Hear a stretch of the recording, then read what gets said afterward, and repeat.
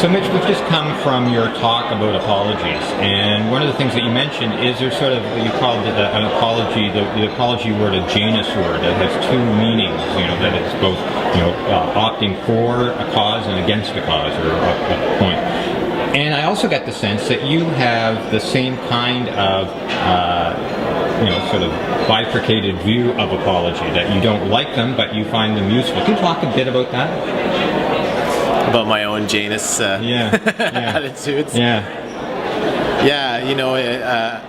I started looking into apologies, I think, looking for some really clear answer about what they mean and what they meant, not just to my life, but to the country at large. And the more I've looked into it, the more complicated it's got really for me. So, I really do believe that they are these contradictory things, and it's not just in the sense of a government apology, but even in our own kinds of lives.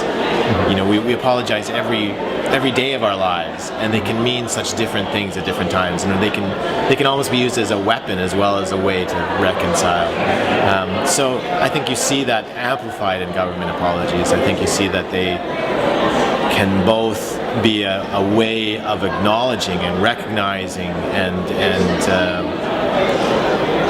sort of being a safeguard for our country in terms of trying to prevent these things from happening again, a reminder. Mm-hmm. But they can also be a way of forgetting as well as remembering. They can be a way of sort of containing and putting things into the past, or sort of wrapping them up into a nice package that really has very little to do with what's happening today. And I'm sort of, as you were talking, I was relating it to what's called sort of bumper sticker activism, right? That if you do one little thing, like sign up for a Facebook group, then you've dealt with an issue. And if you apologize, then you've dealt with an issue, right? Yeah.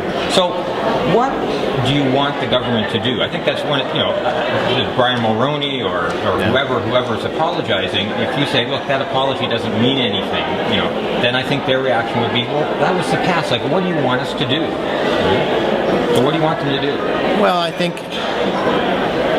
for one thing, I think that what makes these apologies contradictory is the fact that they are quite blatantly at times used for very political purposes.